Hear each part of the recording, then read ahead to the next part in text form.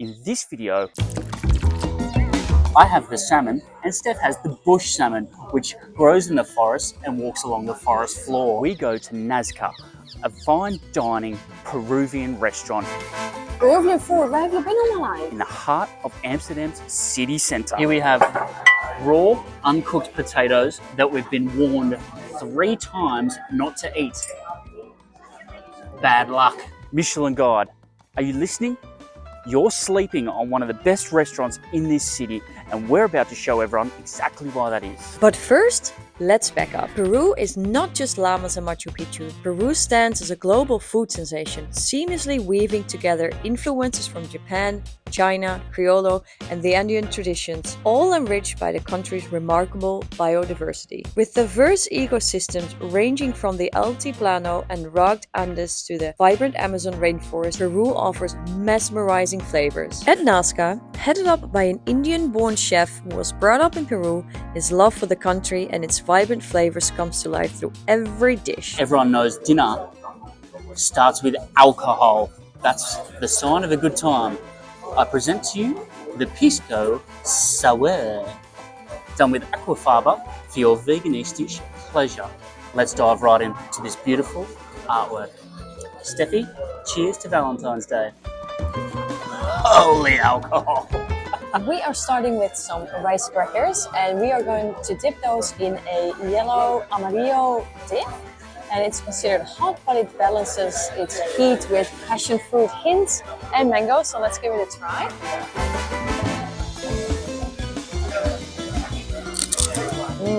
Nice start. The way for us to find out what's next is by these little cards on the table. So likely this is going to be the next one, but no spoilers. Course numero uno, which means course 1, for those who don't speak Spanish. We've just received our first dish. I have the salmon and Steph has the bush salmon, which grows in the forest and walks along the forest floor. This looks unbelievable. We'll do the rest in voiceover. It's time for a little tasty wasty. The first dish of the evening was orange cured salmon with bitter orange slices, a delicious, acidic, rich creamy sauce and crispy quinoa. Holy smokes, this place must have Michelin aspirations because that is deep. There's a sourness from that sauce. The fish is delicate, there's crispiness, there's acidity. That is the perfect balance of food. It's my turn, and whenever flowers are involved, it's like I don't want to touch it. It looks so beautiful, but also it sounds amazing, so I just have to take a bite, don't I? I think I'm gonna experience a lot of new flavors and new textures because I'm hearing about vegetables and fruits that I haven't tried before, so super exciting. I think this is a pretty good bite, so let's. Tom and I both have the same leche, so the same sauce, and my salmon is then a mushroom and it's marinated. Look how that looks. I mean, so glazy, so shiny, so glossy. It's beautiful, it's great in flavor. It has little crunchy bits on top, making it creamy, rich, and crunchy, which I love. So I'm already very impressed by this. Cheers. First of all, wine. Second pairing. Grapes. What a treat. Steph and I have the same thing this time. The spray paint that they've applied to our food is meant to represent the mountains. Here we have raw, uncooked potatoes that we've been warned 3 times not to eat. Bad luck. That's enough of that. Steph, stop messing around. Let's try this food. So here we've got our mountains. Slicing that open. Look at that. Potatoes. That's the layer of potatoes that comes from our pink friends over here. That looks really good. I'm going to have a little snacky. Amazing starchiness from that potato. There's some spiciness from those sauces, and then you've just got that creamy sort of layered flavor, sort of like a potato lasagna. That is exceptional food. I'm going to stop talking because it's Steph's turn to eat. We'll see you for the next course. When you read about this place on the website, it says it has a little bit of an Asian fusion, and we finally understand why. This is a Japanese mushroom. Please don't help me. Is it oyster mushroom? What kind of mushroom is it? This one.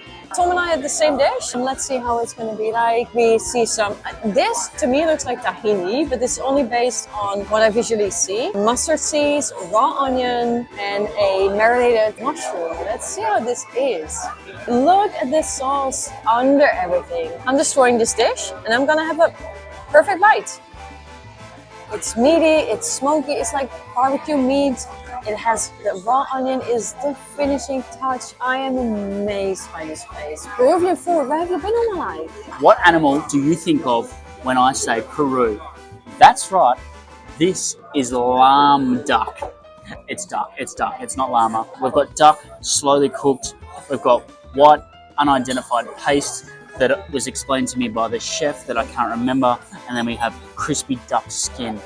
Steph has the same, except with a big old piece of vegetable. Steffi, show them what you got. Hers is topped with some lovely and edible raspberry syrup. Now, without further ado, check out how easily that falls apart.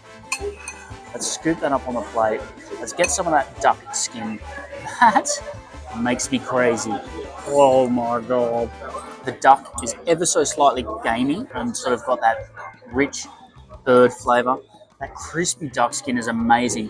The puree, the cauliflower puree, is creamy and rich, and then it's doused in a rich reduction from the duck. That is 10 out of 10. This is the most insane Peruvian food I've ever had. What do you think about when you think of a Peruvian vegetable? It's not cactus. It's just your good old Dutch cauliflower in a cranberry sauce. Now, Tom said he has the same, but it does look a little bit different. I think his look more like a gravy, mine looks more like cranberry juice. Let's see. I will not be able to tell you the difference, but Tom will, so he's gonna be the lucky guy tonight and have both.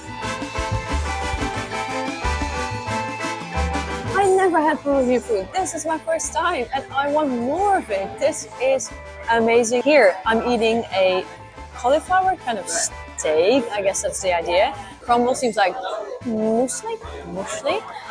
But now that I'm saying that, I actually think it's the main ingredient that I tried to highlight in this part here. And it's probably just corn. Do you know that part of Harry Potter where you realise that Snape wasn't the bad guy and that you didn't want this story to end because there was so much more that you didn't understand about the world? That's what I feel about Peruvian cuisine. This is fried cornbread with a crusty top. It's got ice cream, it's got edible flowers. This is the final countdown. Let's have a bite. Crusty. Going straight through that crusty bed, break straight in half. That ice cream, there's a powder, there's smells. It's been flame torched the way a creme brulee would, and then served with this ever so sweet ice cream. There's this underlying bitterness. It's a really nice way to finish off an excellent dinner. Cheers, big ears. Grapes. That's it. Dinner is over, but we will be back. I want to see what else they have to offer in this place outside of this ultra romantic dinner night.